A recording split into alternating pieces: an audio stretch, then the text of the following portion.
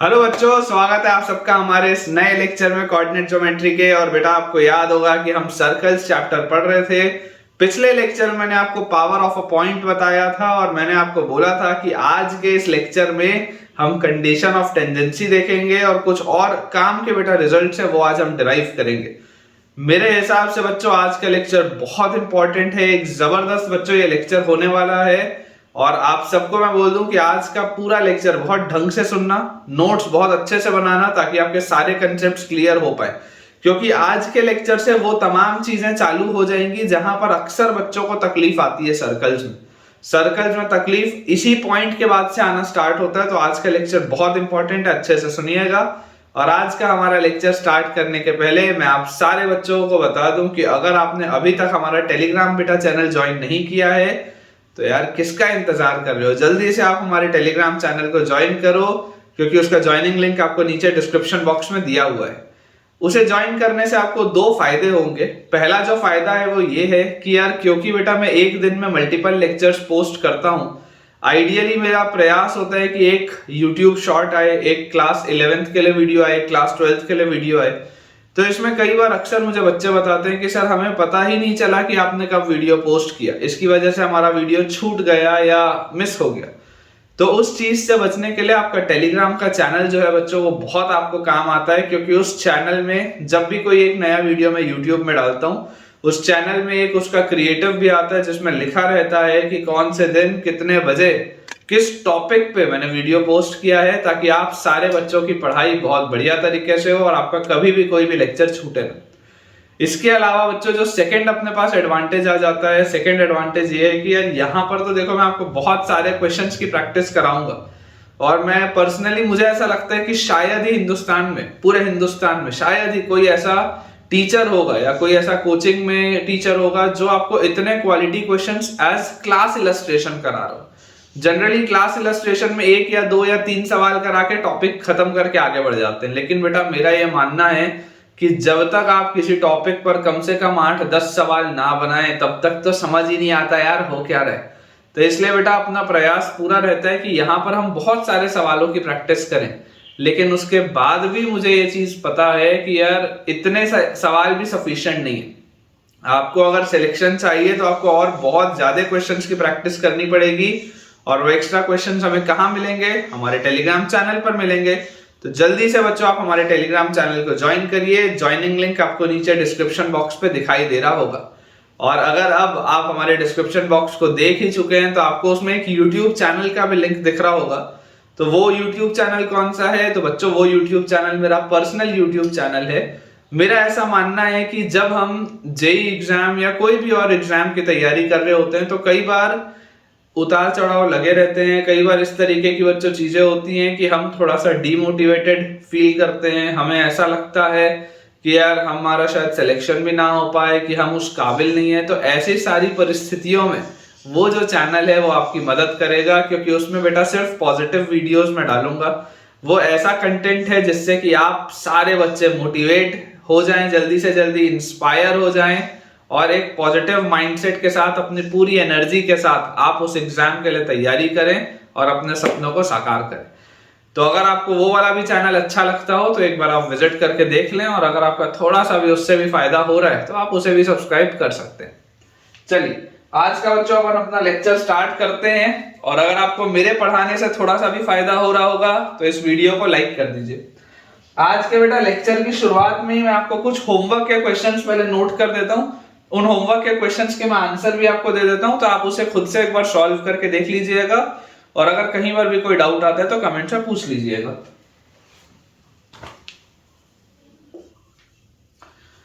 ठीक है बच्चों, तो देखिए मैंने आपके लिए कुछ होमवर्क के क्वेश्चंस लिख दिए हैं। ये 3 सवाल हैं, तीनों के आंसर्स अपने पास दिए हुए हैं। ठीक है, यहां पर देखो दो आंसर आएंगे, x square plus Y square plus 6y minus 16 और x square plus Y square minus 6y minus 16। ठीक है, वैसे यहाँ पे ये आंसर है, यहाँ पे ये आंसर है। ये 3 सवाल हैं, आसान आसान से क्वेश्चंस हैं और अभी तक आपने जो जो चीजें पढ़ी हैं उस पर बेस्ड है। तो आप एक बार बेटा इन्हें बना के देख लीजिए। और इनकेस कहीं पर भी बेटा आपको थोड़ा सा भी डाउट आता है तो आप आराम से बेटा मुझसे कमेंट में पूछ सकते हैं। ठीक है, आसान से क्वेश्चन है। इसको बच्चों अब अपन क्लियर करते हैं और इसको क्लियर करने के बाद अपने नए टॉपिक की तरफ आगे बढ़ते हैं। सो बेटा जो अपना नया टॉपिक रहेगा that will B line and a circle. Line and a circle, एक स्ट्रेट लाइन और एक सर्कल के बीच में किस तरीके का रिलेशन हो सकता है, बेसिकली ये अपने को बताना है, लाइन एंड अ सर्कल, है ना। या इसी को आप ऐसे ही बोल सकते हो, इसी को आप ये भी बोल सकते हो कि position of a line, position of a line with respect to circle, एक ही बात है ना। बेसिकली एक स्ट्रेट लाइन और एक सर्कल के बीच में किस तरीके का रिलेशन हो सकता है ये अपने पास इसमें है। मैं आपको पहले समझा देता हूं, उसके बाद लिखाऊंगा कि इमेजिन करिए आपके पास बेटा ये एक सर्कल है, ठीक है, ये आपके पास एक इमेजिन करिए सर्कल है और आपके पास एक स्ट्रेट लाइन है। अब एक स्ट्रेट लाइन का एक सर्कल के साथ किस तरीके का रिश्ता हो सकता है, कितने रिश्ते हो सकते हैं, पहली बात क्या क्या संभावनाएं हैं, क्या क्या पॉसिबिलिटीज हैं, अगर अपन ध्यान से देखें तो अपने को दिखाई देता है कि एक ऐसा केस हो सकता है जिसमें स्ट्रेट लाइन अपनी दुनिया में है, सर्कल अपनी दुनिया में, दोनों को एक दूसरे से कोई लेना देना नहीं, कोई पॉइंट ऑफ कांटेक्ट नहीं, कोई इंटरसेक्शन नहीं, कोई टचिंग नहीं, कुछ नहीं। ये सर्कल है s इक्वल टू 0, ये लाइन है l इक्वल टू 0, ये अपनी दुनिया में खुश, ये अपनी दुनिया में खुश, पहला केस हो सकता है। उसके बाद और क्या हो सकता है कि इस तरीके का आपके पास केस आ जाए कि यार ये सर्कल और ये स्ट्रेट लाइन, इसको ये टच करता हुआ जा रहा हूं, एक पॉइंट पे टच करता हुआ जा रहा हूं, ये एक पॉसिबिलिटी हो सकती है। और क्या हो सकता है कि ये जो सर्कल है ये स्ट्रेट लाइन इसको कट करते हुए जा रही है। ये तीन संभावनाएं पॉसिबल है कि ये स्ट्रेट लाइन इस सर्कल से कोई रिश्ते में नहीं हो, इसको टच करते हुए जा रही है, इसको कट करते हुए जा रही है। ये तीन पॉसिबिलिटीज आपके पास हो सकती है। अगर मैं आपको ये सर्कल का बच्चों सेंटर बोल दूं तो किस तरीके से हम ऑब्जर्व करेंगे कि कहां पर क्या हो रहा है, ये बेसिकली इस टॉपिक में अपने को पढ़ना है और यहीं से निकल के आएगा कंडीशन ऑफ टेंजेंसी भी। अगर आप ध्यान से बच्चों देखेंगे तो ये वाला जो आपका पोर्शन अभी मैंने बनाया है, ये वाला तो सिंपल सी कोई भी नॉर्मल लाइन है। ये जो आपके पास आएगा बेटा this is a secant. Secant कौन सी लाइन होती है, सीकेंट वो वाली लाइन होती है जो सर्कल को दो पॉइंट्स पर कट करती है। सीकेंट इज अ लाइन जिसका ये लाइन सेगमेंट कॉर्ड होगा, या वो ऐसी लाइन होगी जो एक सर्कल को दो पॉइंट्स पे कट करेगी। सिमिलरली ये वाला जो पॉइंट होगा this will be the case of tangent, है ना। ये वाली लाइन इस पे टेंजेंट हो जाएगी क्योंकि इसको एक पॉइंट पे टच करते हुए जा रही है। और ये जो लास्ट वाली लाइन है बेटा this will neither be a secant, neither a secant nor a tangent, neither a secant nor a tangent, ना ही ये सीकेंट है और ना ही ये टेंजेंट है। It is neither a secant nor a tangent, ठीक है। ये तीन पॉसिबिलिटीज हो सकती हैं स्ट्रेट लाइन की। दुनिया की कोई भी स्ट्रेट लाइन और दुनिया का कोई भी सर्कल, यही तीन केसेस में फंसेगा और इनके अलावा कुछ नहीं हो सकता। या तो दोनों का कोई रिलेशन ना हो, या टच करता हुआ जा रहा हो, या कट करता हुआ जा रहा हो, खत्म, इसके अलावा और कुछ नहीं हो सकता। तो देखिए इससे बेटा जो रिलेवेंट पहले बेसिक से पॉइंट्स हैं मैं आपको वो लिखा देता हूं, फिर एक एक करके चीजें समझाता हूं। तो बेटा साथ में आप लिखेंगे कि let L equal to 0, let L equal to 0 be a line, let L equal to 0 be a line and S equal to 0 and S equal to 0 be a circle. Let L equal to 0 be a line and S equal to 0 be a circle। फिर लिखा है if R be the radius of the circle, if R be the radius of the circle, if R be the radius of the circle, कि अगर मान लें कि circle का radius R है, if R be the radius of the circle and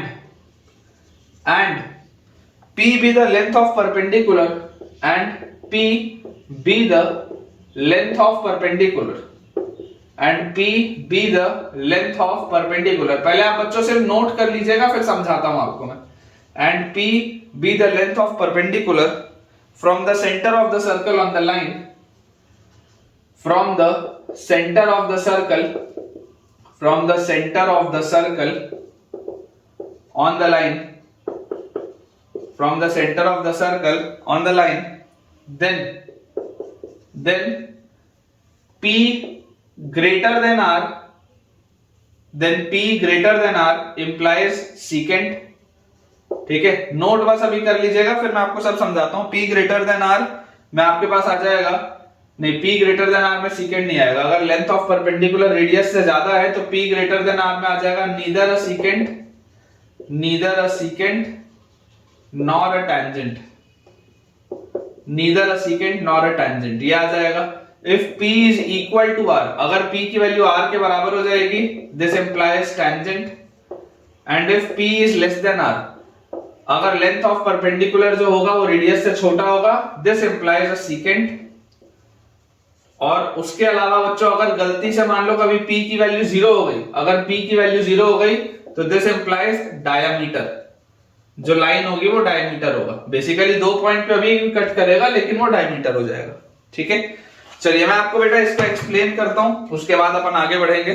अगर हम इसको ध्यान से ऑब्जर्व करें, मैं आपको यहाँ पर क्या बोल रहा हूं, मैं आपको बोल रहा हूं कि यार ये आपके पास है radius of the circle R. ठीक है, ये अपने पास दिया हुआ है radius of the circle R, और P जो है वो लेंथ ऑफ परपेंडिकुलर है। अब जरा आप सोच के देखो, ये आपके पास अगर बेटा चीज लिखी हुई है, ठीक है, ये अगर आपके पास चीज लिखी हुई है, तो अगर ये सर्कल का सेंटर है, if this is the centre of the circle, circle का इक्वेशन अपन लिख देते हैं x square plus Y square plus 2gx plus 2fy plus c equal to 0। ठीक है, ये सर्कल का इक्वेशन है। इसके सेंटर के कोऑर्डिनेट्स आपके पास क्या आ जाएंगे, -g, -f। मैं आपको बच्चों एकदम सिंपल सी एक बात पूछ रहा हूं कि अगर आप बोलते हैं कि सेंटर से लाइन की जो दूरी है, क्या लिखेगा, P is the length of perpendicular from the centre of the circle to the line. अगर लाइन की दूरी सेंटर से आपके पास बच्चों P है, तो इसका मतलब क्या है, अगर ये P की वैल्यू, अगर बेटा ये P की वैल्यू रेडियस से बड़ी हो गई, रेडियस से बड़ी हो गई मतलब ये लाइन कहां है, लाइन सर्कल के बाहर है। तो अगर ये लाइन सर्कल के बाहर है मतलब it is neither a second nor a tangent. अगर ये P की वैल्यू रेडियस के बराबर हो गई, तो P इक्वल टू रेडियस मतलब ये लाइन इसको टच करती हुई जा रही है, मतलब टेंजेंसी का केस है। दिस इज इंपॉर्टेंट, इस पे सवाल बनते हैं, ये वाला केस अपने लिए इंपॉर्टेंट है, ये अपने को ध्यान रखना है। P इक्वल टू R मतलब टेंजेंसी, सवाल बनता है। फिर अगर मान लो मुझे सीकेंट की बात हो रही है, तो आपको दिखाई दे रहा है कि ये जो P है, ये जो P है ये रेडियस से बहुत छोटा है, ये जो बेटा रेडियस है वो P से बहुत बड़ा है ना, P बहुत छोटा दिख रहा है। तो if P is less than R, it implies a secant। और अगर मान लो बच्चों ये इस तरीके की लाइन होती है, अभी भी सीकेंट ही है, अभी भी सीकेंट ही, लेकिन सीकेंट का भी स्पेशल केस हो गया, क्योंकि सेंटर से पास हो रहा है, तो अब ये लाइन क्या हो जाएगी, अब ये लाइन डायमीटर हो जाएगी। है अभी भी सीकेंट, लेकिन सीकेंट का भी एक स्पेशल केस हो गया कि ये सेंटर से पास हो रहा है। तो अगर P की वैल्यू 0 हो गई, अगर लेंथ ऑफ परपेंडिकुलर की बच्चों वैल्यू 0 हो गई, इसका मतलब आपकी लाइन क्या हो जाएगी, डायमीटर। तो बेटा ये बहुत एक छोटी सी चीज है जो आपको समझ में आनी चाहिए। ठीक है, अब इसको सॉल्व करने के अलग अलग तरीके होते हैं, तो मैं इसको बेटा क्लियर करता हूं और आपसे ये सारी चीजें सॉल्व करवाता हूं। अब बेटा देखिए, मैं आपको जो इसमें स्पेशल एक केस की बात कर रहा हूं, जैसे इमेजिन करिए आपके पास एक सर्कल, ठीक है, ये एक सर्कल है, इसका इक्वेशन मैं आपको दे देता हूं, this is x square plus Y square is equal to R square. x square plus Y square is equal to R square, ये अपने पास एक सर्कल है, और अपने पास बच्चों एक स्ट्रेट लाइन दी हुई है। लेट अस से अपने पास ये एक स्ट्रेट लाइन दी हुई है, y equal to mx plus c। ये अपने पास एक स्ट्रेट लाइन दी हुई है, y equal to mx plus c। एक सर्कल का इक्वेशन है, जनरल मतलब स्पेशल इक्वेशन है। ठीक है, इस सर्कल का सेंटर क्या हो जाएगा, इस सर्कल का सेंटर हो जाएगा 0,0, और ये स्ट्रेट लाइन है हमारे पास y equal to mx plus c अपने बेटा एकदम जनरल फॉर्म में अपने पास दिया हुआ है, पॉइंट स्लोप इसमें फॉर्म में। अब जैसी बेटा ये वाली चीज आपके पास आ जाती है, तो यार आपको बोला जा रहा है कि अगर आपको चेक करके बताना हो, इमेजिन करो अगर आपको इसमें चेक करके बताना हो कि ये लाइन इस पर टेंजेंट है, कि ये लाइन इस पर सीकेंट है, कि it is neither a tangent nor a secant, तो आप कैसे चेक करोगे, हाउ विल यू नो। आप बार बार ग्राफ बना के तो देखोगे नहीं। अगर ग्राफ आसानी से बनता होगा तब तो बात समझ में आती है कि हमको क्लियर हो जाएगा, बट व्हाट इफ की ग्राफ आसानी से ना बन रहा हो। तो अगर बच्चों ग्राफ आपके पास आसानी से नहीं बन रहा होगा, तो उस केस में तरीका क्या है, उस केस में तरीका बहुत सिंपल है। उस केस में बच्चों तरीका बहुत सिंपल है। क्या है तरीका, तरीका ये है कि आप सॉल्व कर लें L को S के साथ, आप सॉल्व कर ले लाइन को सर्कल के साथ। सर्कल है, लाइन है, इन दोनों को सॉल्व करिए। देखिए यहां से आप क्या लिख सकते हैं, यहां से आप लिख सकते हैं, ये लिखा हुआ है basically x square plus Y square minus R square equal to 0। ये बेसिकली लिखा हुआ है mx minus Y plus C equal to 0। ये दो अपने पास चीजें लिखी हुई है। अगर हम ध्यान से ऑब्जर्व करेंगे तो यार यहां से हमको दिखाई देता है कि हम इसको अगर इसमें सब्स्टिट्यूट करें तो हमको दिखाई देता है, हम लिख सकते हैं x स्क्वायर प्लस वाई की जगह आप क्या लिख सकते हो, y की जगह आप लिख सकते हैं mx प्लस सी। तो mx प्लस सी का स्क्वायर और minus R square is equal to 0, आप इसको ऐसा लिख सकते हैं। जब आप बच्चों इसको ओपन अप करेंगे तो आपके पास क्या आ जाएगा, X square plus M square X square plus 2cmx और plus C square minus R square is equal to 0, ये अपने पास आ जाएगा। या यहां से आप बोल सकते हो एक्स स्क्वायर के साथ लिखा हुआ है 1 plus M square plus X के साथ लिखा हुआ है 2cm और प्लस कांस्टेंट में अपने पास लिखा हुआ है C square minus R square equal to 0। ये क्वाड्रेटिक आपके पास बन के आ रहा है। देख लीजिए ये बच्चों अपने पास एक क्वाड्रेटिक इक्वेशन बन के आ रहा है और इस क्वाड्रेटिक इक्वेशन को देख के मुझे क्या चीज पता चलती है कि यार आप समझो इस बात को कि अगर एक स्ट्रेट लाइन और एक सर्कल है तो एक स्ट्रेट लाइन एक सर्कल को मैक्सिमम कितनी जगह इंटरसेक्ट कर सकती है। एक स्ट्रेट लाइन एक सर्कल को मैक्सिमम 2 ही जगह इंटरसेक्ट कर सकती है, या 2 जगह करेगी या 1 जगह टच करेगी या कोई रिलेशन नहीं होगा। क्या एक स्ट्रेट लाइन, जो मैं सवाल पूछ रहा हूं ध्यान से सुनिएगा, is it possible for a straight line to intersect the circle at more than 2 points? क्या मोर देन 2 पॉइंट्स पे कभी भी संभव है क्या इनका मिलन? कभी नहीं है। क्यों? क्योंकि 2 ही जगह तो काट सकती है यार, तीसरी जगह कैसे काटेगी, चौथी जगह कैसे काटेगी, पॉसिबल नहीं। एक स्ट्रेट लाइन एक सर्कल को सिर्फ 2 जगह पे इंटरसेक्ट कर सकती है और वो 2 जगह जो आ रहे हैं बेसिकली वो 2 इसके रूट्स होंगे। आप जब इन दोनों को सॉल्व करते तो इन दोनों को सॉल्व करने पर बेटा आपके पास जो x की वैल्यूज आती वो x की वैल्यूज क्या आती, इसी क्वाड्रेटिक के तो रूट्स आते यार। यही तो आपको ये वैल्यूज देता कि अगर मान लो ये 2 जगह पर इनका इंटरसेक्शन हो रहा होता और इस क्वाड्रेटिक को मैं सॉल्व करता, अगर मुझे ये सारे अननोन्स की वैल्यू पता होती तो क्वाड्रेटिक को सॉल्व करने पर मेरे पास x1 और x2 निकल के आ जाता, यहां से x1 और x2 निकल के आ जाता, बहुत आसान सी बात होती। लेकिन अभी मुझे ये नहीं पता, मुझे ये चीज नहीं पता, मुझे इसमें सिर्फ क्या दिख रहा है कि यार एक स्ट्रेट लाइन है एक सर्कल है हमारे पास, ये एक क्वाड्रेटिक बना इन दोनों को सॉल्व करने से। अब मैं आपको बहुत एक सिंपल सी बेटा देखो चीज समझा रहा हूं, आप सबको समझ में आएगी बात कि अगर इस क्वाड्रेटिक का डिस्क्रिमिनेंट 0 से बड़ा आया, अगर इस क्वाड्रेटिक का बच्चों डिस्क्रिमिनेंट 0 से बड़ा आया तो डिस्क्रिमिनेंट 0 से बड़ा आने का क्या मतलब है कि आपको x1 x2 की 2 अलग अलग वैल्यूज मिलेंगी। और अगर x1 x2 आपको 2 अलग अलग वैल्यूज मिलेंगी इसका मतलब क्या है, d ग्रेटर देन 0 मतलब होता है x1 भी आपको मिलेगा x2 भी आपको मिलेगा और यहां से आप बोल सकते हो कि ये जो लाइन होगी ये सीकेंट होगी। इस केस में आप बोल सकते हो कि d ग्रेटर देन 0 में आपकी जो लाइन होगी वो सीकेंट होगी। क्यों सीकेंट होगी? क्योंकि सीकेंट ही वो लाइन होती है जो 2 पॉइंट्स पे उसको अलग अलग पॉइंट्स पे कट करती है। अगर मान लो इस क्वाड्रेटिक का डिस्क्रिमिनेंट इक्वल टू 0 आया तो x1 और x2 दोनों बराबर हो जाएंगे, वैल्यू आपके पास आ जाएगी और ये आ जाएगा कंडीशन ऑफ टेंजेंसी। ये अगेन स्टार लगा लो, this is important. Condition of tangency में एक मैंने आपको चीज बताई कि perpendicular distance is equal to radius हो जाए, दूसरी में आपको चीज बता रहा हूं कि अगर आप उनको सॉल्व करते तो उनका डिस्क्रिमिनेंट इक्वल टू 0 आता। d इक्वल टू 0 क्यों आ रहा है? क्योंकि बेसिकली देखो ये आपके पास केस है, ये वाले केस में देखो जब ये आपके पास 2 अलग अलग पॉइंट्स है, अभी ये दोनों डिस्टिंक्ट पॉइंट्स हैं x1 और x2, अभी ये दोनों डिस्टिंक्ट पॉइंट्स हैं। जब आप इस स्ट्रेट लाइन को ऐसे नीचे करते जाओगे, ऑब्जर्व करो ये सर्कल फिक्स है, ये स्ट्रेट लाइन को मैं ऐसे ऊपर नीचे मूव कर रहा हूं तो यहां पर अभी जब था तो 2 पॉइंट पे इंटरसेक्ट हो रहा है। इमेजिन करो जब ये स्ट्रेट लाइन को मैं नीचे लाता जाऊंगा, जब इस स्ट्रेट लाइन को बेटा मैं नीचे लाता जाऊंगा तो एक ऐसा पॉइंट आएगा, एक ऐसा पॉइंट आएगा जब ये x1 और x2, ये x1 और x2 दोनों आके एक ही पॉइंट पे आ जाएंगे। एक ऐसा बच्चों पॉइंट अपने पास आएगा, देखो सोच के देखो, ऑब्जर्व करो, ये आप स्ट्रेट लाइन को यहां से ऐसे नीचे लाना चालू किए, जैसे आप स्ट्रेट लाइन को नीचे लाना चालू किए तो एक ऐसा केस आएगा जब x1 इधर आते जा रहा है, x2 इधर आता जा रहा है और दोनों एक पॉइंट पे एक ही जगह पे मिले। This is the condition of tangency, जहां पर x1 और x2 इक्वल हो जाते हैं और अगर इसके रूट्स इक्वल हो गए मतलब d equal to 0। And similarly अगर आप इस लाइन को अब और नीचे ले जाओगे, और नीचे ले जाओगे मतलब कि इस डिस्क्रिमिनेंट इसका आ जाए लेस देन 0, तो अगर इसका डिस्क्रिमिनेंट लेस देन 0 आ गया इसका मतलब रियल केस है ही नहीं, तो आप यहां पे बोल सकते हैं the line is neither a tangent, the line is neither a tangent nor a secant, the line is neither a tangent nor a secant. ये अपने पास बेटा केस आ जाता है, ऑब्जर्व कर लीजिए ध्यान से, ठीक है ना। मैं आपको देखो एक मेथड तो बता चुका हूं, एक मेथड होता है ऑब्जर्व करने का कि आप लेंथ ऑफ परपेंडिकुलर डिस्टेंस निकालो। जैसे यहां पर अभी ये जो फिगर आपको दिख रहा है इसमें आपको दिख रहा है कि length of perpendicular distance p जो है वो रेडियस से बड़ा है, length of perpendicular distance p जो है वो रेडियस से बड़ा है। तो अगर p जो है वो रेडियस से बड़ा होगा इसका मतलब the line will be neither a secant nor a tangent. और इसी केस में जब आप इन दोनों को सॉल्व भी करेंगे तो d लेस देन 0 आएगा। ये इसका बेटा मतलब होता है और मुझे उम्मीद है कि आपको बच्चों ये वाली चीज अच्छे से समझ में आएगी। d greater than 0 implies secant, d equal to 0 implies a tangent and d less than 0 implies neither a secant nor a tangent। और डायमीटर का केस कौन सा होता है? जब p की वैल्यू आ जाती है 0। ठीक है, ये बेटा सारी की सारी मैंने आपको चीजें बता दी। दो मेथड से, देयर वर टू मेथड्स जिनसे आप कंप्यूट कर सकते हैं स्ट्रेट लाइन और सर्कल के बीच का रिलेशन। पहला होता है परपेंडिकुलर डिस्टेंस, जो मैंने p और r वाले में बताया। दूसरा होता है ये quadratic.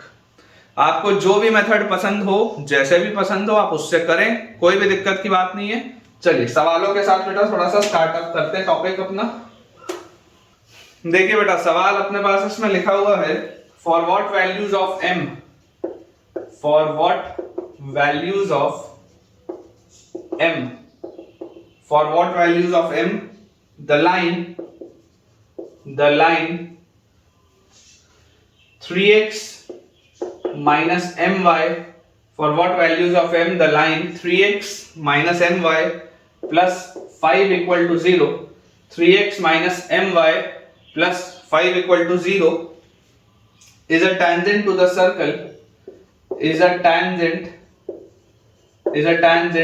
to the circle, is a tangent to the circle x square plus y square, x square plus y square minus 4x plus 6y minus 4x plus 6y minus 3 equal to 0। ये अपने पास बेटा सवाल लिखा हुआ है। For what values of m is this line a tangent to the circle। अब again आपके पास देखिए दो मेथड है ना। दो मेथड कौन कौन से, मैं आपको देखो जल्दी से दोबारा रिवाइज करा देता हूं। या तो आप सर्कल में टेंजेंसी के लिए बोल दो कि p इक्वल टू r होगा, टेंजेंसी के लिए कंडीशन। या आपके पास सेकंड मेथड क्या आ जाएगा, आप इन दोनों को सॉल्व कर दो और डिस्क्रिमिनेंट को इक्वल टू 0 कर दो। आपको जिससे करना है आप उससे करो। ये वाले केस में आपको सर्कल का सेंटर निकालना पड़ेगा, लाइन का इससे दूरी निकालना पड़ेगा, रेडियस के इक्वल करना पड़ेगा। ये वाले में डायरेक्टली आप d इक्वल टू 0 कर सकते हैं। ठीक है, अपन ऐसा करते हैं मेथड 2 से सॉल्व करते हैं। आप लोग अगर चाहें तो मेथड 1 को घर पर सॉल्व करके देख सकते हैं, आंसर सेम आएगा। मुझे कमेंट से बताना, मैं मेथड 2 से सॉल्व कर रहा हूं तो मेथड 1 से खुद से घर पे सॉल्व करना, पॉजिटिवली इसको करके देखना, और अगर आंसर आ जाएगा तो मुझे कमेंट से बताना। यहां पर देखो, यहां से अगर बच्चों आप ध्यान से देखेंगे तो यहां से आपको आप यहां से क्या लिख सकते हैं, आप यहां से लिख सकते हैं कि यार 3x इज इक्वल टू क्या आ जाएगा, my माइनस 5। 3x की वैल्यू हमारे पास आ जाएगी my माइनस 5, तो x की वैल्यू क्या आ जाएगी, x की वैल्यू आएगी my माइनस 5 बाय 3। x की वैल्यू हमारे पास आ जाएगी my माइनस 5 बाय 3। इसको उठा के अपन रख देते हैं सर्कल में।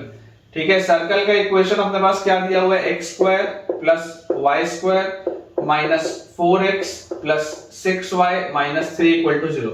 ये अपने पास दिया हुआ है सर्कल का इक्वेशन। अब अगर ये अपने पास सर्कल का इक्वेशन है, x की वैल्यू उठा के अगर मैं यहाँ पर रख दूं तो this will be my minus 5 by 3 का स्क्वायर प्लस y स्क्वायर, और उसके बाद माइनस 4 इंटू x की जगह my माइनस 5 बाय 3 और plus 6y minus 3 is equal to 0। पिछले वाले में हमने x में क्वाड्रेटिक बनाया था, इसमें हम y में क्वाड्रेटिक बना रहे हैं, कोई दिक्कत की बात नहीं। अगर टेंजेंसी की कंडीशन है तो अभी भी d इक्वल टू 0 होगा, कोई उसमें प्रॉब्लम की बात नहीं। तो यार यहां से देखो, मैं आपको ये बोलता हूं कि इस पूरे इक्वेशन को सबसे पहले अपन ऐसा करते हैं 9 से मल्टीप्लाई कर देते हैं, ताकि ये आपका एलसीएम जो है वो 9 आ जाए। ठीक है, तो 9 से अगर आप मल्टीप्लाई करोगे तो ये वाला 3 कैंसिल आउट हो जाएगा, क्योंकि ये बेसिकली 3 का स्क्वायर मतलब 9 लिखा हुआ है। तो आपके पास ये आ जाएगा my माइनस 5 का स्क्वायर, फिर प्लस 9 मल्टीप्लाई करेंगे तो 9y स्क्वायर, फिर यहाँ 3 ऑलरेडी है, 3 से मल्टीप्लाई करेंगे तो माइनस 12 इंटू 3 से बच्चों अपने पास मल्टीप्लाई कर दिया, अपने पास आ जाएगा यहाँ से माइनस 12 इंटू my माइनस 5 और प्लस आप यहाँ पर बेटा जैसे 9 से इसको मल्टीप्लाई करेंगे तो this will be 9 into 6y minus 3 will be equal to 0। ये अपने पास चीज आ गई। अब इसको अपन ओपन अप एक बार करते हैं तो अपने पास यहाँ से आ जाएगा m स्क्वायर y स्क्वायर और प्लस 25 माइनस 2 इंटू 5 माइनस 10 और ये तो minus 10 my plus 9y square minus 12 my plus 60 और plus 54y minus 27 is equal to 0। ये आ गया अपने पास। और यार यहां से मुझे क्या दिखाई दे रहा है, वाई स्क्वायर का अगर मैं कोफिशिएंट देखूं, चलो यहीं पे लिख लेते हैं, वाई स्क्वायर के साथ अपने पास लिखा हुआ है 9 plus M square, Y square के साथ अपने पास लिखा हुआ है 9 प्लस एम स्क्वायर, उसके बाद ये लिखा है minus 10 M Y minus 12 M Y, तो this is minus 22 M Y और प्लस 54, तो अपने पास आ गया y के साथ 54 माइनस 22 m, y के साथ अपने पास क्या आ गया, y के साथ आ गया 54 माइनस 22 m और प्लस कांस्टेंट टर्म बच्चों अगर आप देखोगे तो कांस्टेंट टर्म आपके पास यहां पर लिखा हुआ है 25 सबसे पहले, और 25 के बाद अगर आप देखोगे तो कांस्टेंट टर्म आपको दिख रहा है 60, ठीक है। तो ऐसा करो 25 में से 27 हटा दो तो आ जाएगा -2 और 60 में से -2 हटाओगे तो आ जाएगा 58, तो ये आ गया प्लस 58 इज इक्वल टू 0, लिखा गया क्वाड्रेटिक अपना। और आप जानते हैं कि कंडीशन ऑफ टेंजेंसी के लिए डिस्क्रिमिनेंट की वैल्यू 0 के बराबर होती है। जैसे हम यहाँ पर d इक्वल टू 0 करेंगे तो d इक्वल टू 0 करते ही b स्क्वायर मतलब 54 माइनस 22m का whole square, b square minus 4ac, तो minus 4 into a is 9 plus m square minus 4 into a into c की जगह 58, दिस इज इक्वल टू 0। ये अपने पास आ गया b square minus 4ac is equal to 0 आप कर लेंगे डिस्क्रिमिनेंट को 0 करने के लिए। तो यार यहां से आपके पास देखो क्या मिलता है, यार मुझे एक चीज समझ में आती है कि इस पूरे में से अगर मैं अंदर वाले में से पहले तो 2 का फैक्टर बाहर निकालूं तो ये बनेगा 4, अंदर मेरे पास आएगा 27 माइनस 11m का स्क्वायर और minus 4 into 9 plus m square into 58 is equal to 0। ये 4 का फैक्टर तो काट दो। अब मेरे पास क्या आ रहा है, इसको थोड़ा सा एक्सपैंड करके सॉल्व करना पड़ेगा, थोड़ा खतरनाक सा दिख रहा है लेकिन कोई नहीं, प्रयास करते हैं। 27 का स्क्वायर होता है बेटा 729, 11 का स्क्वायर होता है 121 m स्क्वायर और 2ab जैसे आप करोगे तो 2 इंटू 27 मतलब हो गया 54, 54 इंटू 11, 54 इंटू 11 करोगे तो 50, 11, 550 और 54 इंटू 11 तो 50 और 4 जैसे आप इससे मल्टीप्लाई करोगे तो 44, तो अपने पास आ जाएगा 550 और 44 मतलब 594 आना चाहिए, माइनस 594m, ऐसा मुझे लगता है कि मैंने सही लिखा है। तो ये अपने पास बेटा आ गया इसका एक्सपेंशन, और यहां से अगर आप इसको सॉल्व करोगे तो 58 इंटू 9, 580 में से 58 अगर जाएगा तो 580 में से 8 गया तो 572 और 50 चला गया तो 522, तो माइनस 522 आ गया इसका मल्टीप्लिकेशन, और ये अपने पास आ गया minus 58m square, this is equal to 0। ये बेटा चीज आती है, थोड़ा इसको ध्यान से अगर अपन लिखे तो देखिए क्या आ जाएगा, 121 में से 58 गया तो 121 में से जैसे ही 8 जाएगा तो आपके पास आ जाएगा 113, और 113 में से बच्चों 50 जाएगा तो आपके पास आ जाएगा 63, ठीक है 63, तो this will B 63m square और माइनस 594m, और उसके बाद 729 माइनस 522, तो 729 में से 500 गया तो 229 और 22 गया तो 207, तो प्लस 207 इज इक्वल टू 0। फिलहाल ये आ रहा है, मुझे ऐसा लगता है कि यार इनमें कोई फैक्टर तो कॉमन होगा, ऐसा लगता है देख के। 63 में अपने को 3 दिख रहा है, ये 3 से डिवाइड होगा, ये भी देखो 3 से तो पूरा डिवाइड हो रहा है, 3 से अगर डिवाइड होगा तो इसको आप लिख लो 3 से डिवाइड करके 21m स्क्वायर, इसको आप 3 से डिवाइड करोगे तो 3 1 जा 3 आएगा, फिर 29 तो 9 जा 27 और फिर 24 तो 8 जा, तो ये आ गया 3 से डिवाइड होकर, और ये 3 से डिवाइड करोगे तो 3 6 जा 18 और 27 है तो 69 इज इक्वल टू 0। क्या अभी भी किससे डिवाइड हो रहा है, क्या अभी मुझे यार दिखाई देता है कि ये 3 से और डिवाइड होगा, 3 से अगर और डिवाइड होगा तो this will B 7m square, फिर ये 3 से अगर आप डिवाइड करोगे तो 3 6 जा 18 और उसके बाद एक और बार 6 आ जाएगा तो ये, और 3 से आप करोगे तो 23, ये आ रहा है यार क्वाड्रेटिक अपने पास, ये क्वाड्रेटिक आ रहा है बेटा मोस्ट सिंप्लीफाइड वर्जन में।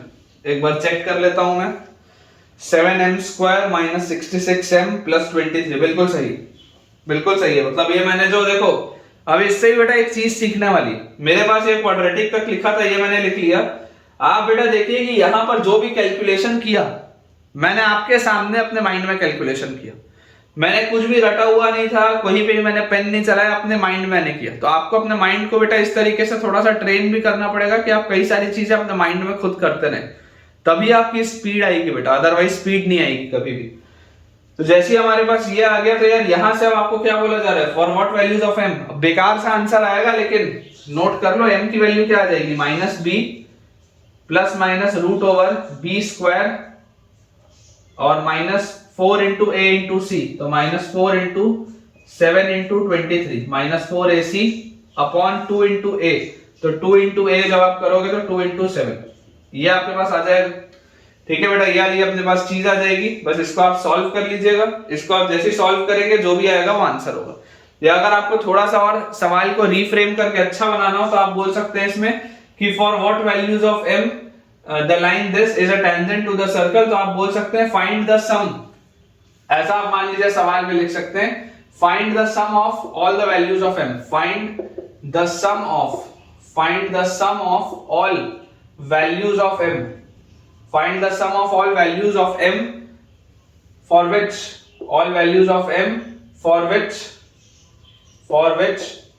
the line this is a tangent to the circle। तो अब अगर ये सवाल होता तो सम ऑफ ऑल द वैल्यूज क्या हो जाता, माइनस बी बाई ए करते तो 66/7 आंसर आ जाता। उस केस में आपका आंसर आ जाता 66/7। अभी आपके पास ये आंसर आ रहा है। चाहे तो बेटा जैसा भी आप चाहें सवाल को रिफ्रेम कर सकते हैं।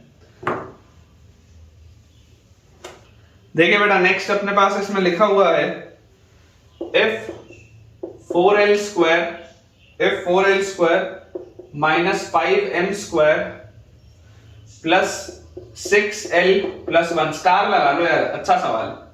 ठीक है, 4l square minus 5m square plus 6l plus 1 equal to 0, then show that, ठीक है, काफी अच्छा सवाल है। then show that the line lx plus my plus 1 equal to 0, then show that the line lx plus my plus 1 equal to 0 touches a fixed circle। ये आपको बेटा show करना है कि ये वाली लाइन एक फिक्स सर्कल को, कोई भी एक फिक्स सर्कल को टच करता है। Also find the center and radius of the circle। Also find the center and radius of the circle। ये अपने पास क्वेश्चन दिए। ठीक है क्या, ये बेटा अपने पास सवाल दिया, देखते हैं कि 4l square minus 5m square plus 6l plus 1 equal to 0। अब इस कंडीशन का पूरा खेल, ये जो लिखा हुआ है इस कंडीशन का पूरा खेल है, और ये बहुत स्ट्रॉन्ग ऑब्जर्वेशन वाला बेटा क्वेश्चन है ना। This requires a very strong observation. तो मैं आपको बोलता हूं कि यार अगर ये इक्वेशन मेरे पास लिखा हुआ है, अप्रोच क्या होगा, अप्रोच आप समझना बेटा। मैं आपको बोलता हूं कि आप इसको ऐसा लिख लो 4l square plus 6l plus 1 is equal to 5m square। ये उसको उधर ले जाओ, ये आपके पास आ गया। अब इमेजिन करो अगर मैं आपको बोल दूं कि यार यहां से आप देखो, यहां से अगर आपको बेटा ये एक दिखाई दे रहा है इक्वेशन ऑफ लाइन, तो मैं अगर आपको बोल दूं कि add 5l square on both sides. क्यों ऐड कर रहा हूं अभी आपको पता चलेगा। Add 5l square on both sides.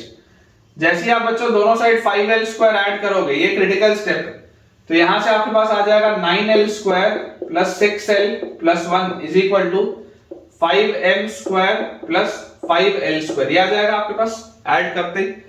और यहां से बेटा देखो ये आपके पास लिखा हुआ है बेसिकली 3l plus 1 का whole square, 9l square plus 6l plus 1, और ये आपके पास लिखा हुआ है 5 into m square plus l square। और यहां से आप बोल सकते हैं दिस implies 3l plus 1 का whole square divided by m square plus l square is equal to 5। ये आप बोल सकते हैं।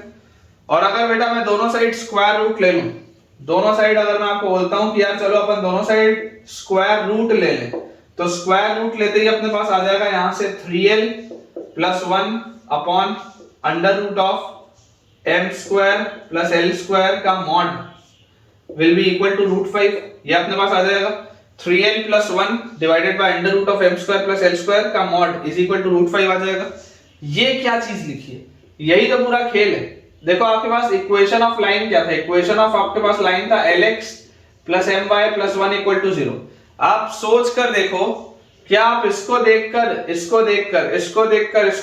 क्या आप बोल सकते हो कि कंसीडर द पॉइंट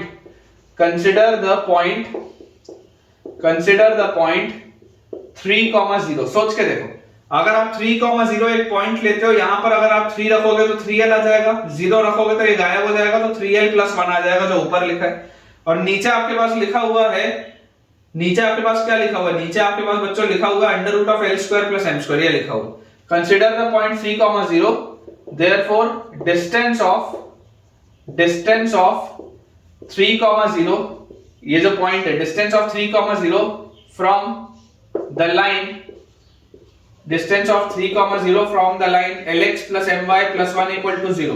इस पॉइंट का इससे डिस्टेंस क्या होगा, तो डिस्टेंस इस पॉइंट का अपने पास जो भी d होगा, that distance will be basically 3l + m × 0 और +1 डिवाइडेड बाय √L² + m²। यही होना चाहिए डिस्टेंस आपके पास, इसका मॉड, यही आपके पास इसका डिस्टेंस होना चाहिए। और ये बेसिकली ये किसके बराबर लिया हुआ है, ये आपको दिया हुआ है √5 के बराबर। और आपको प्रूफ क्या करना है, show that this line touches a fixed circle. तो क्या मैं ऐसा बोल सकता हूं, now consider a circle with centre 3,0 and radius √5। Imagine करो, अगर मैं आपको बोल दूं कि now consider a circle with centre 3,0 and radius √5, तो बेसिकली इस लाइन का इसके सेंटर से, इस लाइन का बच्चों इसके सेंटर से आपके पास डिस्टेंस आ कितना रहे, ये आपके पास लाइन है Lx + my + 1 = 0।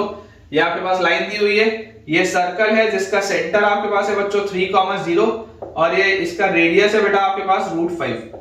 तो आप अगर इस सेंटर की दूरी इस लाइन से निकालेंगे तो वो आएगा 3l + m × 0 + 1 by √L² + m², और इसकी वैल्यू √5 के बराबर आ रही। तो यही तो आपको प्रूफ करना था। फिर बोला वो also find the centre and radius. तो सेंटर क्या है, सेंटर 3,0 है, इसका रेडियस √5। अमेजिंग क्वेश्चन है बेटा, अमेजिंग क्वेश्चन है। और ऐसे सवालों को जब आप बनाएंगे ना, तब आपका जाके कॉन्फिडेंस कहीं इंक्रीज होगा और तब आप बोल पाएंगे कि हाँ सर अब हमको कोऑर्डिनेट ज्योमेट्री आता है। यार ये सवाल आपको कैसा लगा मुझे कमेंट्स में जरूर शेयर करके बताएं। क्वेश्चन बच्चों अपने पास इसमें लिखा हुआ है अगला कि find the range of parameter A, find the range of parameter A, find the range of parameter A for which the variable line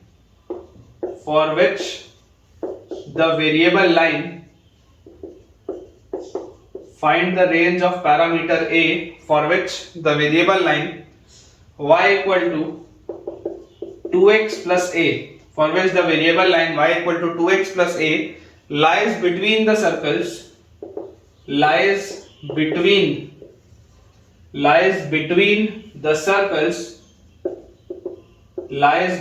the circles x square plus y square minus 2x minus 2y plus 1 equal to 0 and x square plus y square minus 16x minus 2y plus 61 equal to 0 without intersecting or touching either circle, without intersecting or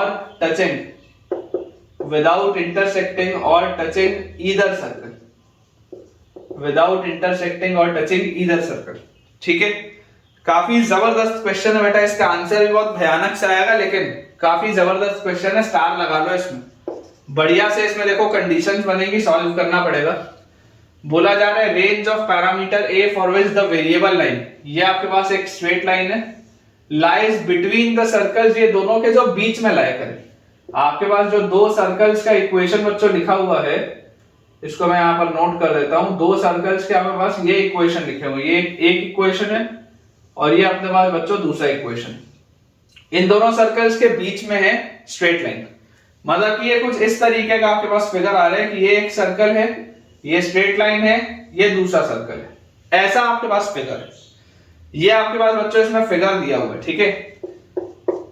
ये मान लेते हैं circle S1 है, ये circle S2 है। This is your circle S1, this is your circle S2 और ये आपकी स्ट्रेट लाइन है L। This is your straight line L। L का आप इक्वेशन लिख सकते हैं 2x minus y plus a equal to 0। 2x minus y plus a equal to 0। ठीक है। अब यार इस सर्कल का जो सेंटर होगा, इस सर्कल का सेंटर क्या होगा S1 का, तो minus half into coefficient of x, तो माइनस हाफ इंटू माइनस 2, यह आ जाएगा 1 comma minus half into coefficient of y, मतलब माइनस हाफ इंटू माइनस 2, ये भी 1। तो इसके आगे कोऑर्डिनेट सेंटर के। वैसे यहां पर देखो ध्यान से, minus half into coefficient of x, तो minus half into minus 16 is 8, तो ये अपने पास आ जाएगा 8 comma minus half into coefficient of y is minus 2, तो ये अपने पास आ जाएगा 1। ये बच्चों अपने पास दिए हुए सेंटर के कोऑर्डिनेट्स। आपको बोला जा रहा है कि सबसे पहले तो क्या बोला जा रहा है, सबसे पहले बोला जा रहा है कि ये सर्कल इस साइड है, ये सर्कल दूसरे साइड, दोनों सेम साइड नहीं। ये लाइन जो है इन दोनों के बीच में है, मतलब कि सेम साइड नहीं है। तो सबसे पहला आपके पास क्या आ गया कि लाइन के अगर अगल बगल है दोनों पॉइंट्स, तो आप बोल सकते हैं सबसे पहला फर्स्ट कंडीशन आप लिखेंगे यहाँ पे 2 into 1 और माइनस 1 और plus a multiplied by 2 into 8 और माइनस 1 और प्लस a, इन दोनों का प्रोडक्ट लेस देन 0 होना चाहिए, क्योंकि स्ट्रेट लाइन के अगल बगल है ना, स्ट्रेट लाइन के दोनों ऑपोजिट साइड्स हैं। स्ट्रेट लाइन के अगर बेटा दोनों ऑपोजिट साइड्स हैं पॉइंट, तो सबसे पहले तो ये कंडीशन आएगी कि एक पॉइंट दूसरे साइड है, एक पॉइंट दूसरे साइड है, तो जो दोनों का प्रोडक्ट होगा वो नेगेटिव होना चाहिए। सबसे पहली बात तो ये। तो इसको अगर आप सॉल्व करोगे तो देखो 2 into 1 माइनस 1 प्लस a और फिर 2 into 8 माइनस 1 प्लस a। तो इसको आप देखो 2 माइनस 1 1, तो ये लिखा हुआ है a प्लस 1 मल्टीप्लाइड बाय, ये लिखा हुआ है 2 into 8 16 माइनस 1 15, तो ये लिखा हुआ है a plus 15। This is less than 0। Number line बनाएंगे, नंबर लाइन में आएगा माइनस 15, यहाँ आएगा minus 1। This is positive negative positive. a belongs to आ गया माइनस 15 से लेकर माइनस 1। सबसे पहला तो ये आ गया, फर्स्ट कंडीशन अपने पास ये आ गई। उसके बाद बच्चों अगर हम सेकंड कंडीशन की बात करें तो हमको दिखाई देता है कि अगर आप सर्कल S1 से देखेंगे तो सर्कल S1 से जो परपेंडिकुलर डिस्टेंस होगा P1, वो P1 100% इसके रेडियस R1 से बड़ा होगा, क्योंकि ये वाली लाइन जो है ये सर्कल के बाहर लाया कर रही है। तो ये जो परपेंडिकुलर डिस्टेंस होगा सेंटर से इस लाइन का, वो 100% उसके रेडियस से बड़ा होगा, तो P1 ग्रेटर देन R1। तो P1 क्या होगा, P1 को आप अगर निकालोगे तो P1 विल बी 2 into 1 और minus 1 plus a divided by under root of 2 square plus 1 square, इसका mod. This should be greater than radius. इसका रेडियस क्या है, अगर बच्चों आप इसका रेडियस बोलोगे तो इसका रेडियस आपके पास आ जाएगा root over g square plus f square और माइनस c मतलब माइनस 1। यार इसका रेडियस तो 1 आ रहा है, इसका रेडियस तो बच्चों 1 आ रहा है, तो ये 1 से बड़ा होना चाहिए। ये आपके पास आती है कंडीशन। जैसे हमारे पास बच्चों ये कंडीशन आपके पास आती है, देखो ये वाली पूरी क्वांटिटी पॉजिटिव है, ये वाली पूरी क्वांटिटी पॉजिटिव है, दोनों साइड क्योंकि पॉजिटिव क्वांटिटी से आप स्क्वायर करके आगे बढ़ सकते हैं। तो जैसे आप स्क्वायर करेंगे तो ये 2 माइनस 1 तो 1 लिखा हुआ, मतलब ये लिखा हुआ है a प्लस 1 का स्क्वायर, a प्लस 1 का स्क्वायर इज ग्रेटर देन, या स्क्वायर करने का जरूरत क्या है, नहीं वैसे मॉड लगाया ना यार, मॉड लगाया तो करना पड़ेगा। a प्लस 1 का स्क्वायर इज ग्रेटर देन, यहां पर देखो 2 स्क्वायर 4 और 1 5, 5 का रूट उधर जाएगा रूट 5, उसको स्क्वायर करोगे तो 5, ये आएगा आपके पास कंडीशन। अगर आप स्क्वायर नहीं करते तो डायरेक्टली आप मॉड में लगाते तब भी आंसर निकल आता, कोई दिक्कत नहीं है। पर यहां से आप देख सकते हैं कि क्योंकि ये पॉजिटिव क्वांटिटीज है तो आप स्क्वायर कर सकते हैं, तकलीफ नहीं है।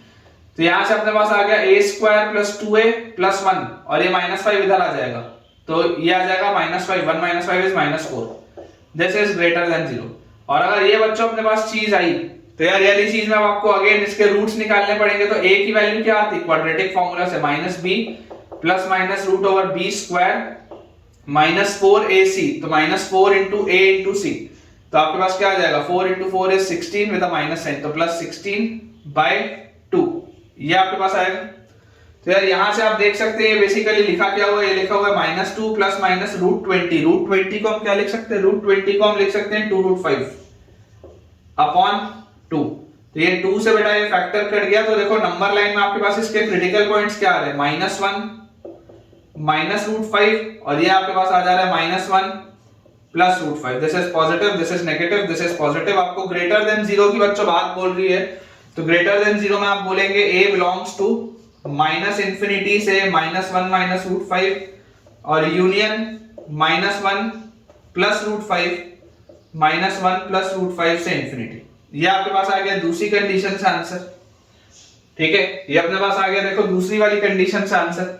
और थर्ड कंडीशन क्या है? थर्ड कंडीशन यहां पर आपको दिख रही है कि इधर वाले भी सर्कल के लिए ये जो बच्चों आप बोलेंगे कि ये जो परपेंडिकुलर आप ड्रॉप करेंगे P2, तो इधर वाले भी सर्कल के लिए जो P2 होगा ये R2 से बड़ा होना चाहिए। तो थर्ड कंडीशन आपके पास आ जाती है P2 must be greater then R2।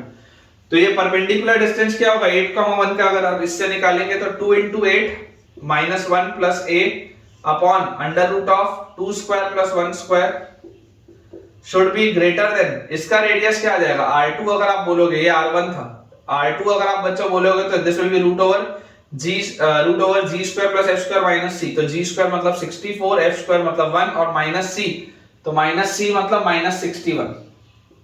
Ji square plus F square minus C आप करेंगे तो 64 में से बच्चों 61 चला गया तो आपके पास बचा 3 प्लस 1 इज 4, 4 का रूट इज 2। यार ये तो 2 से बड़ा आना चाहिए। अगर ये अपने पास चीज आनी चाहिए तो अगेन आप स्क्वायर बोल सकते हैं। ये लिखा हुआ है 16 माइनस 1 15, तो this will B a plus 15 का स्क्वायर, a प्लस 15 का स्क्वायर इज ग्रेटर देन, यहां पर देखो क्या आ जाएगा, ये 2 लिखा है, यहां पर आपके पास लिखा हुआ है रूट 5, उधर जाएगा तो 5, 5 into 2 10 और यहाँ पे 2 का स्क्वायर 4, तो यहाँ 20 आ जाएगा यार। स्क्वायर अगर आप करोगे तो बच्चों ये 5 आएगा, यहाँ पे 4 आएगा, 20 आ जाएगा। इसको अगर मैं एक्सपैंड करूं तो यहां से मेरे पास क्या आ जाता है, a square plus 30a, a square plus 30a plus 225 और उसमें से 20 गया तो plus 205। This is greater than 0। ये आ रहा है अपने पास, ये चीज आ रही है। और अगर बेटा ये वाली चीज अपने पास आ रही है तो देखो b स्क्वायर माइनस 4ac अगर आप करोगे तो b स्क्वायर माइनस 4ac, यहां से भी आपको रूट्स मिलेंगे, यहां से भी बच्चों आपको रूट्स मिलेंगे। देखो इसके क्वाड्रेटिक फॉर्मूला लगाओगे तो आपके पास a की वैल्यू क्या आएगी, minus b plus minus under root of b square मतलब 900 माइनस 4ac, तो 4 into a into c, तो 205 को जब आप 4 से मल्टीप्लाई करोगे तो आएगा 820 माइनस 4ac बाय 2 ये आ रहा है। और 900 माइनस 820 इज 80, 80 को आप लिख सकते हो 16 into 5, 4 रूट 5 आएगा। ये बेटा आपके पास आ जाएगा 4 रूट 5। तो अपन ऐसा करते हैं, फिगर मिटा देते हैं, फिगर बेटा अपन मिटा देते हैं, फिगर मिटा के यहां पर अपन इसको सॉल्व करते हैं क्योंकि सारी कंडीशंस तो हमने लिख ली हैं। तो इसको अपन यहां से क्लियर कर लेते हैं। देखिए ये आपके पास क्या लिखा हुआ है, यहां से आपके पास a आ जाएगा, a will be equal to -30 और प्लस माइनस ये आपके पास आ रहा था 80, 80 को 16 into 5, 16 में से 4 बाहर, तो this will be 4 root 5 upon 2। ये आ रहा है 2 का फैक्टर बेटा अगेन आप अगर कट करेंगे तो this will be -15 plus minus 2 root 5। Number line बनाओ, नंबर लाइन में यहाँ पे आएगा -15 माइनस 2 रूट 5, यहाँ पर आपके पास आएगा -15 plus 2 root 5, positive negative positive, मुझे बोला जा रहा है क्या, ग्रेटर देन 0, ग्रेटर देन 0 बोला जा रहा है, मतलब a belongs to minus infinity से लेकर -15 minus 2 root 5 union -15 plus 2 root 5 से लेकर इंफिनिटी। भयानक आंसर आएगा, मैं आपको पहले ही बोला था, ठीक है क्या, भयानक से बच्चों आंसर आएगा, मैंने आपको पहले ही बोला था। तो फाइनली इसको अब अगर मुझे सॉल्व करना है तो फाइनली बेटा देखो मैं क्या बोल सकता हूं, नंबर लाइन बनाओ और नंबर लाइन में इन तीनों का इंटरसेक्शन लो, क्योंकि यही वो 3 कंडीशन है जो होनी चाहिए थी। तो ये बेटा अपनी नंबर लाइन बन गई। नंबर लाइन में देखो जो सबसे छोटा आपके पास पॉइंट आएगा, मुझे क्लियरली दिखाई दे रहा है कि सबसे जो छोटा पॉइंट आएगा that will be -15 minus 2 root 5, तो -15 माइनस 2 रूट 5 आ गया सबसे छोटा। उसके बाद आपके पास लिखा हुआ है -15 एक पॉइंट है, तो यहां पर कहीं आएगा -15। उसके बाद एक लिखा हुआ है -15 प्लस 2 रूट 5, तो -15 प्लस 2 रूट 5 भी हमारे पास आ गया। और उसके बाद ये 2 पॉइंट्स लिख लिया, ये लिख लिया। यहां पर बच्चों देखो आपके पास लिखा हुआ है एक -1 माइनस रूट 5, ठीक है, तो यहां पर कहीं पर आएगा आपके पास -1 माइनस रूट 5। उसके बाद आपके पास एक पॉइंट लिखा हुआ है -1, तो यहां आ गया -1 और लास्ट में एक लिखा हुआ है -1 प्लस रूट 5। ये आपके बेटा सारे के सारे क्रिटिकल पॉइंट्स थे जो हमने नोट कर लिए। पहला वाला ब्रांच बोलता है -15 से -1 के बीच में आप आंसर लीजिए। दूसरा वाला आपको ब्रांच बोलता है -इंफिनिटी से -1 माइनस रूट 5 के बीच में आप कुछ भी ले लो, या -1 प्लस रूट 5 से लेकर आप इंफिनिटी तक चले जाओ। और तीसरा वाला ब्रांच बोलता है -इंफिनिटी से लेकर -15 माइनस 2 रूट 5 तक कुछ भी लो, और -15 तक प्लस 2√5 से लेकर आप इन्फिनिटी तक लो। कॉमन क्या मिल रहा है आंसर देखो, यहां पर सिर्फ 2 ब्रांच है, यहां 1 ब्रांच है, यहां पर 2 ब्रांच है। ये जो हिस्सा दिख रहा है ये वाले हिस्से में देखो तीनों ब्रांचेस है, उसके बाद आगे कहीं पर भी तीनों ब्रांचेस नहीं, सिर्फ ये जो हिस्सा है ये वाला देखो बेटा जो आपके पास आ रहा है ना, ये वाला पॉइंट, ये वाला हिस्सा सिर्फ आपके पास मिल रहा है जो कि तीनों में कॉमन है। तो अपने पास आंसर क्या आ जाएगा? तो बच्चों आंसर जो मेरे हिसाब से आ रहा है, आंसर अपने पास देखो क्या आ जाएगा, आंसर आ जाएगा अपने पास -15, a belongs to -15 plus 2√5, -15 plus 2√5 से लेकर ये -1 -√5 तक, ये -1 -√5 था, तो -15 प्लस 2√5 से लेकर -1 -√5, ये आंसर आना चाहिए यार मेरे हिसाब से। ठीक है, अमेजिंग क्वेश्चन था बेटा, थोड़ा सा लेंदी था, लेकिन जब तक हम ऐसे सवाल बनाएंगे नहीं तब तक हम बेटा सीखेंगे नहीं। तो चलिए एक बार अपना आंसर टैली कर लेते हैं। आंसर अपने पास दिया हुआ है, a की जो कॉमन वैल्यूज हैं दैट इज 2√5 -15, 2√5 -15 से लेकर -√5 -1 तक, -√5 -1 तक, बिल्कुल सही। तो यार ये सवाल कैसा लगा कमेंट में शेयर करना ना भूलें। अगला बच्चों अपने पास सवाल इसमें लिखा हुआ है, find the equation of the circle, find the equation of the circle, find the equation of the circle whose center is, find the equation of the circle whose center is 3, -1, whose center is 3, -1 and which cuts off a chord of length, and which cuts off a chord of length, and which cuts off a chord of length 6 on the line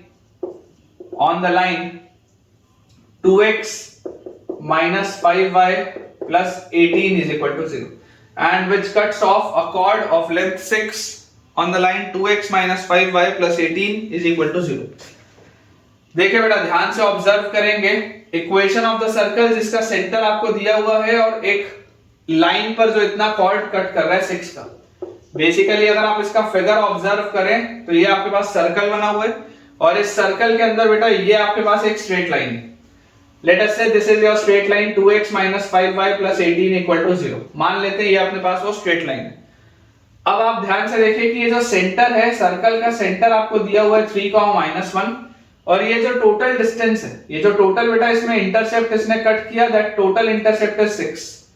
अब इसमें आप directly कोई formula नहीं लगा सकते, directly बेटा आप इसमें कोई फॉर्मूला नहीं लगा सकते क्योंकि इंटरसेप्ट का जो रिजल्ट होता है twice of root over G square minus C या twice of root over F square minus C, वो आपने एक्स एक्सिस और वाई एक्सिस के लिए पढ़ा है।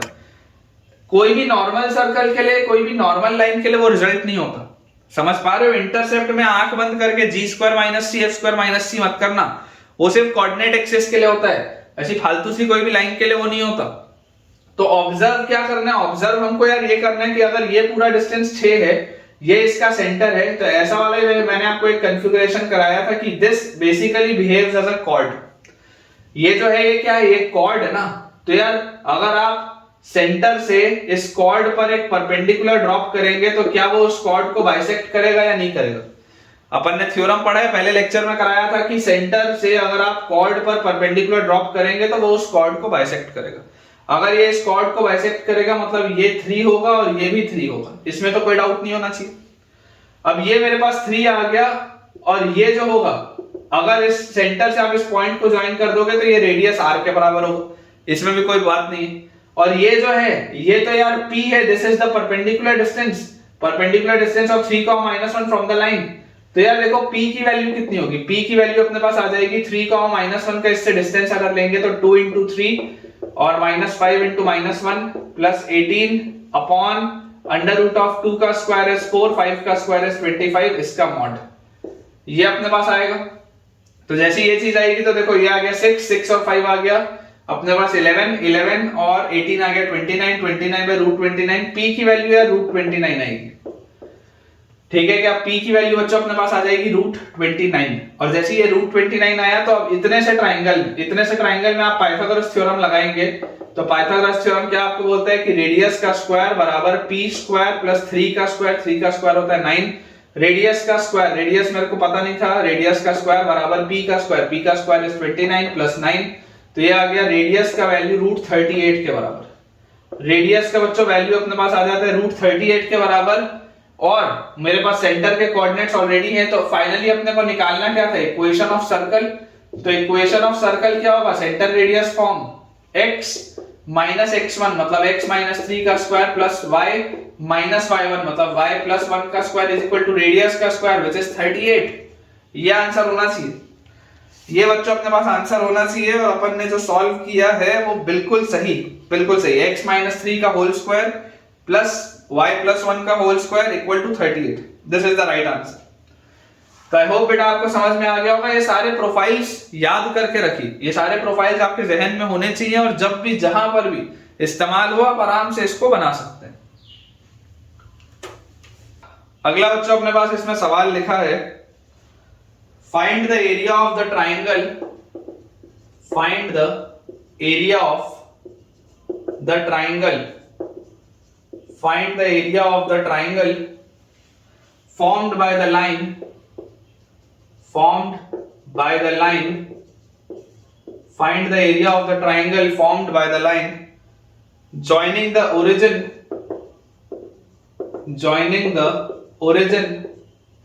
find the area of the triangle formed by the line joining the origin to the points of intersection of, joining the origin to the points of intersection of, to the points of intersection of the line, point of intersection of the line x √5 plus 2y equal to 3 √5, x √5 plus 2y is equal to 3 √5, and the circle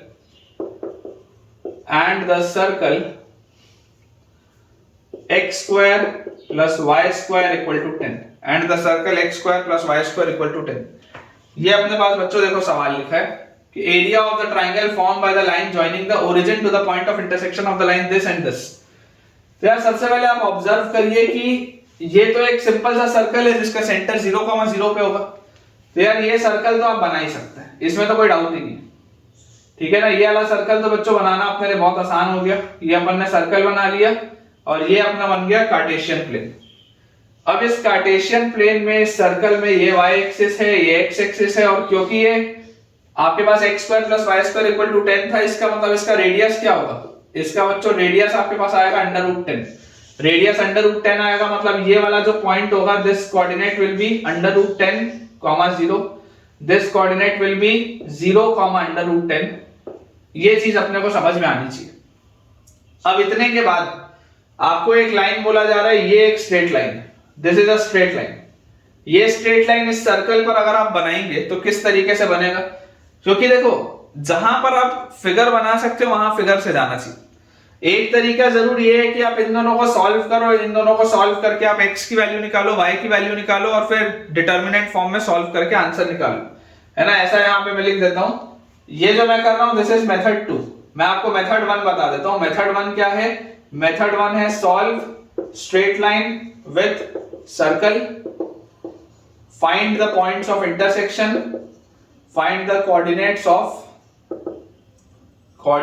of intersection, ठीक है, find the coordinates of intersection, और उसके बाद use determinant form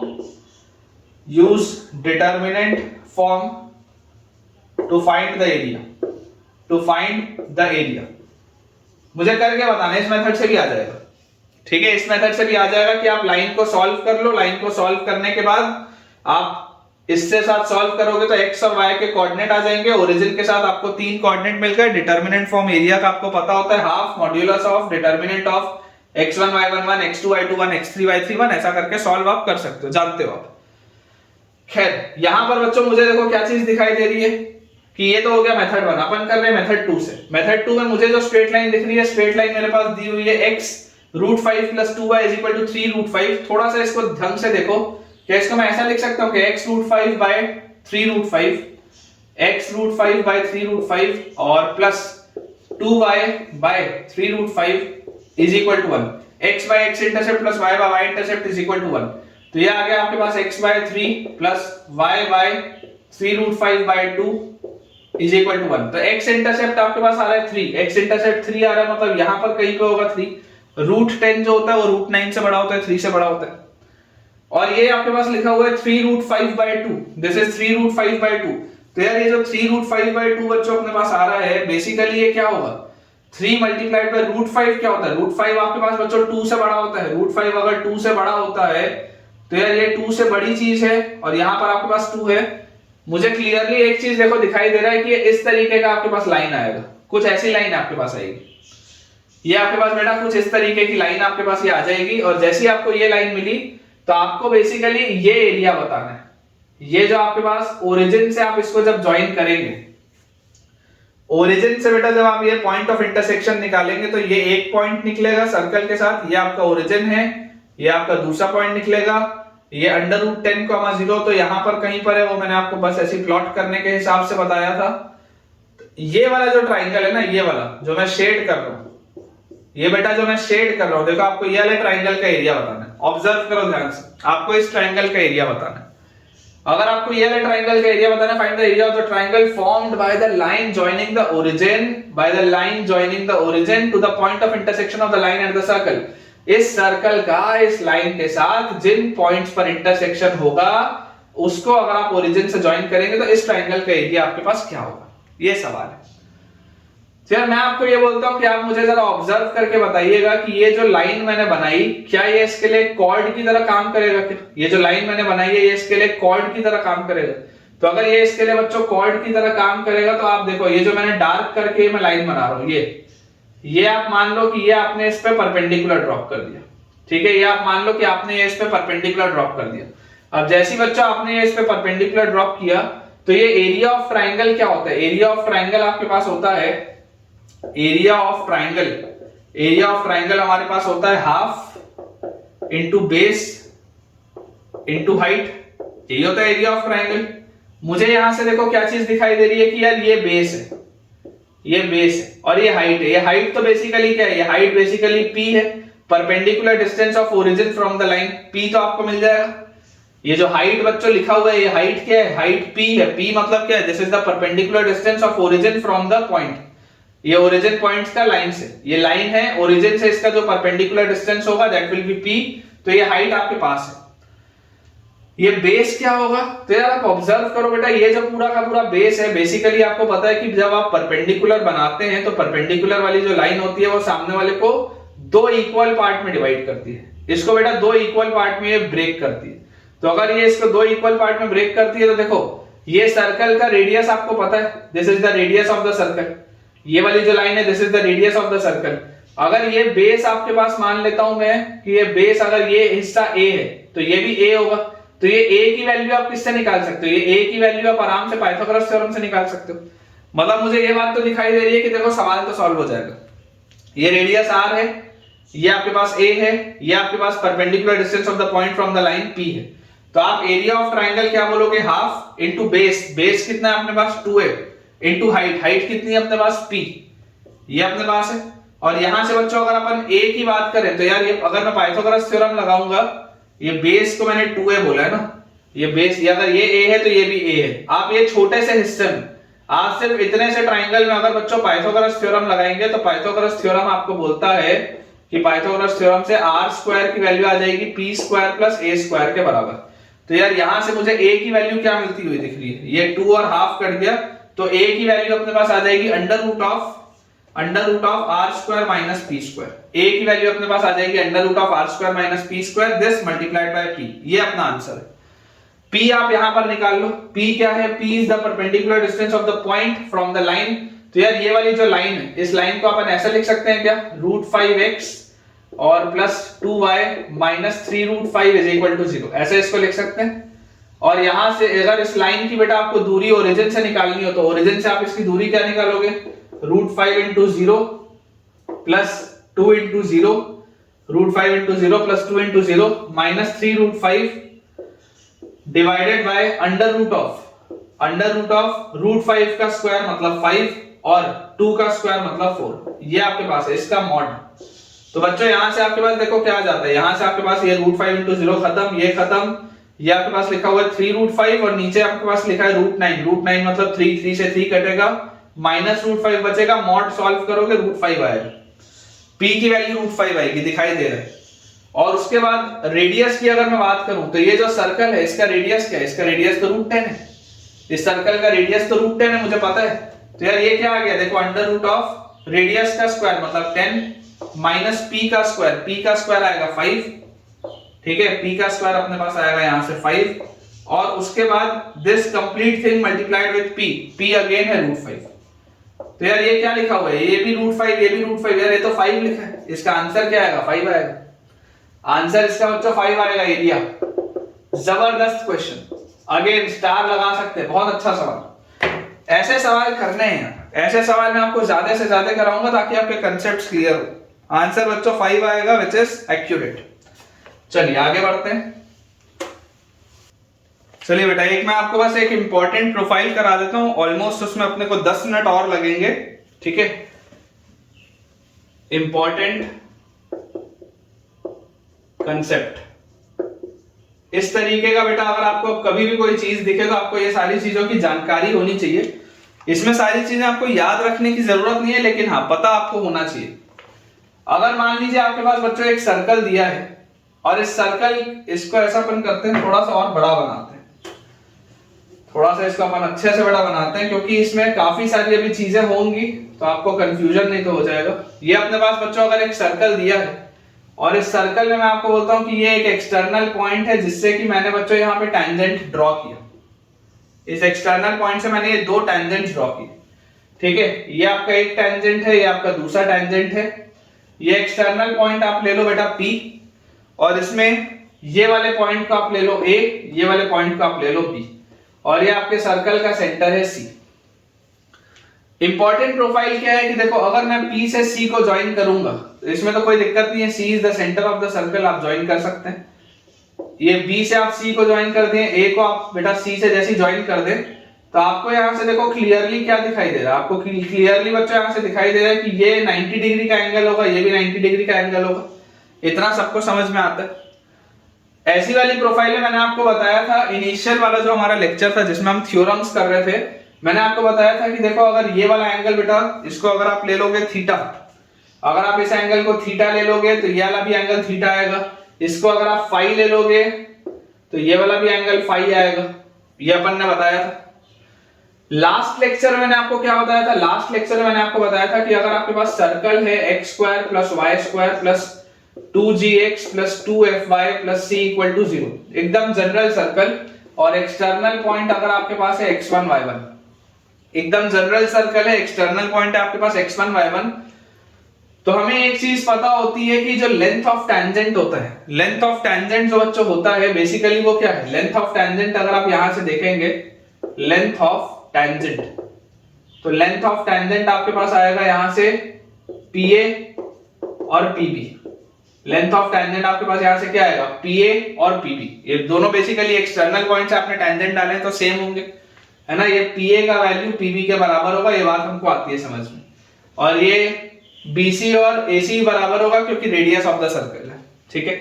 तो अगर length of tangent ये है तो यार मैंने पिछले लेक्चर में देखा था कि PA² की वैल्यू जो होती है, पिछले वाले में आपने यहाँ पर पॉइंट T लिया था तो PT² आपने बोला था, अदरवाइज अगर आप यहां देखेंगे तो PA² की वैल्यू PB² के बराबर होगी और इसकी वैल्यू S1 के बराबर होगी, ये मैं अपन ने बताया पिछले लेक्चर में देखा है। पावर ऑफ पॉइंट में मैंने आपको ये चीज बताई है ना, बस उसमें थोड़ा सा कंफिगरेशन अलग था, मैंने ये नोटेशन अलग रखा था, मैंने यहाँ पे T लिखा था और A और B मैंने अंदर लिखा था, तो उससे आपको घबराने की जरूरत नहीं है, तरीका बस आप समझ के चलिए। अगर ये चीज मेरे पास आ जाती है तो यार यहां से देखो आपके पास लेंथ ऑफ टैंजेंट क्या आ जाएगा, लेंथ ऑफ टैंजेंट अगर मान लीजिए आपसे कभी कोई पूछ ले कि यार लेंथ ऑफ टैंजेंट क्या होता है, लेंथ ऑफ टैंजेंट LT मैंने लिखा है LT, length of tangent will be √S1, इसमें तो देखो कोई डाउट नहीं आना चाहिए। लेंथ ऑफ टैंजेंट अपने को अगर कभी कोई निकालने बोल दे तो लेंथ ऑफ टैंजेंट आ जाएगा √S1, इसको ये S1 कैसे आता था ये भी मैंने आपको सॉल्व करके बताया था।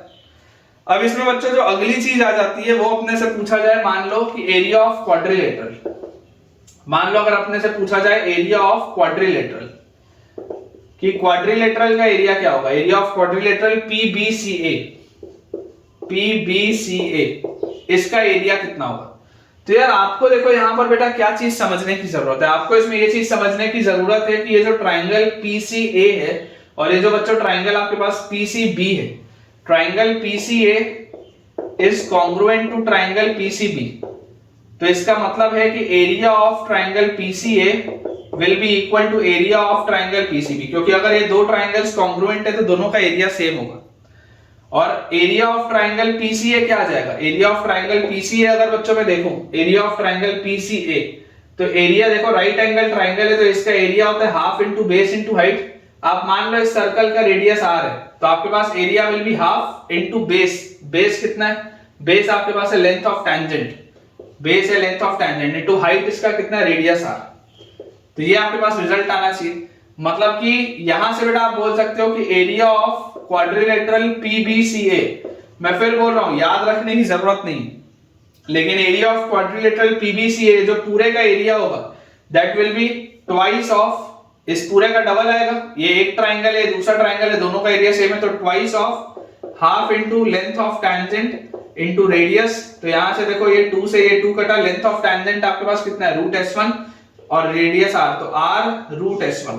ये आपको पता होना चाहिए, ये बेटा आपको देखो पता होना चाहिए कि लेंथ ऑफ टेंजेंट अगर आपके पास रूट S1 है, रेडियस अगर आपके पास r है, तो एरिया ऑफ क्वाड्रिलेटरल जो आपके पास आएगा that will be r into root S1।